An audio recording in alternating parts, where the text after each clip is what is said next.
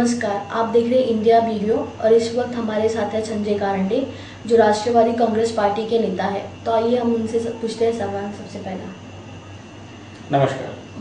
तो सर, आप सबसे पहले सवाल पूछना चाहती हूँ कि आप कहाँ पर बॉर्न हुए थे? मेरा जन्म मुंबई में हुआ, कामा हॉस्पिटल में, 2 अक्टूबर 1972। अच्छा, 2 अक्टूबर को तो गांधी जी का भी बर्थडे रहता है। हाँ। और आपने आपका एजुकेशन कहाँ तक किया? कॉलेज में because of my financial position I could not completed my graduation, लेकिन मैंने 13वीं तक FY BCom करने के बाद अभी मैंने DBM किया हुआ है और अभी फ़िलहाल मेरा MBA का पढ़ाई चालू है। अच्छा, तो सर आप जब आपने अपना जो एजुकेशन है 13 को कंप्लीट करते समय क्या आप कोई नौकरी या बिजनेस करते थे या फिर आप डायरेक्ट से पॉलिटिक्स में आ गए?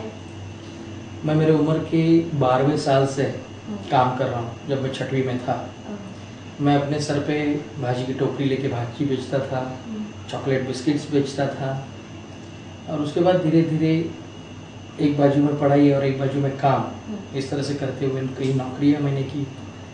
और जब मैंने कॉलेज छोड़ा उसके बाद 95 में मैंने अपना बिजनेस शुरू किया जो इमिटेशन ज्वेलरी का था और बस उसी से ऊपर वाले के आशीर्वाद से मैं आया पॉलिटिक्स में। मैं जब उम्र के 14 साल से मैं पॉलिटिक्स में काम करता था एक कार्यकर्ता बोल के, लेकिन ये काम करते समय वो सेटिस्फेक्शन नहीं मिलता था जो मुझे राष्ट्रवादी कांग्रेस पार्टी में मिला।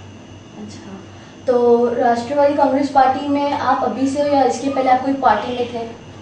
जी नहीं, मैं जब से मैंने मेरे करियर की शुरुआत की थी तब मैं शिवसेना से शुरुआत की थी और शिवसेना में मैं भारतीय विद्यार्थी सेना के माध्यम से काम करता था आदरणीय राज साहब ठाकरे के साथ।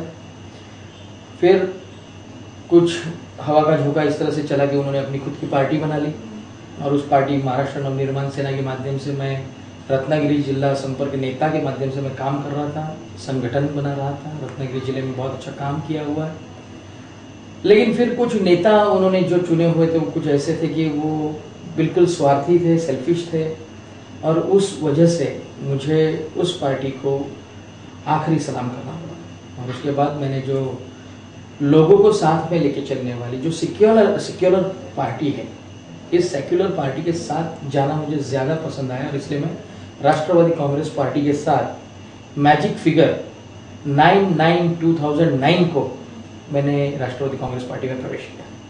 अच्छा, तो सर आप मन से छोड़ने का आपका क्या कारण था? देखिए, जब ये पार्टी स्थापन हुई थी महाराष्ट्र नवनिर्माण सेना, तो उसमें कुछ ऐसा लगा था कि कुछ नया होगा, महाराष्ट्र के डेवलपमेंट के बारे में कुछ होगा। तो लगभग 3.5 से 4 साल मैं वहाँ पे काम किया, लेकिन डेवलपमेंट के नाम के नीचे वहाँ पर जाति भेद, प्रांत भेद, हम मराठियों के लिए ये संगठन है सॉरी, लेकिन ऑन दी कॉन्ट्ररी कुछ उल्टा हो रहा था कि जब मराठी आदमी के पास ये जाते थे तो ये कहते थे कि हम आपके साथ हैं, और उसी चुनाव क्षेत्र में ही जहाँ पर उत्तर भारतीयों का पट्टा है वहाँ पे जब जाते थे तो ये बोलते थे कि हम आपके साथ हैं। तो इनकी जो दुहेरी भूमिका जो थी, ये दोगलापन, ये मुझे रास नहीं है। और कैसे रास आता? क्योंकि जब कोई एजेंडा लेके कोई पार्टी चलती है तो उस एजेंडा पे अगर आप फर्म नहीं हो तो you can not run your party in that perfect way. उस वक्त फिर ये सोच मेरे दिल में आई कि MNS में रहने से अच्छा है कि मैं किसी सेक्युलर पार्टी से ज्वाइन हो जाऊँ, और उसी वक्त मैंने MNS छोड़ने का निर्णय किया। MNS छोड़ने के पीछे कोई ऐसा नहीं था कि मुझे कोई टिकट चाहिए था या मैंने कोई पद मांगा था या कोई दूसरी चीज़ मांगी थी, ऐसी कोई भी बात नहीं थी। लेकिन ये जो दोगलापन इनका था जो मुझसे सहा नहीं गया, इसलिए मैंने इनको छोड़ दिया। तो सर, इतने बिजी शेड्यूल में क्या आप अपने फैमिली को टाइम दे पाते हैं? देखिए, बात ऐसी होती कि सबसे पहले तो अपना घर और उसके बाद राजनीति। लोगों का काम करना है, राजनीति करना है। हर एक को जब कोई भी पॉलिटिक्स में आता है तो उसे अपना एक पॉलिटिकल करियर बनाना होता है, लेकिन साथ ही साथ आज मेरे 2 प्यारे बच्चे हैं, एक बेटा एक बेटी।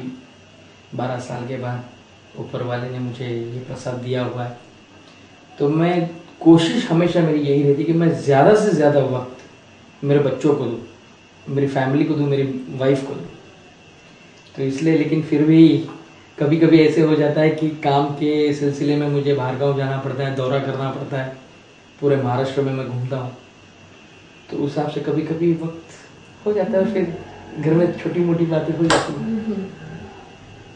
तो फिर आप मीन्स बच्चों से ज़्यादा टाइम देते हो कि हाँ बच्चे आज यहाँ पर है तो उनको घुमा के लेके जाना है? ज़रूर ज़रूर, बिल्कुल बिल्कुल बिल्कुल, बच्चों के लिए बहुत वक्त। तो मतलब इसके बारे में आपसे कोई शिकायत नहीं किसी के बारे में? नहीं, अब तक तो नहीं।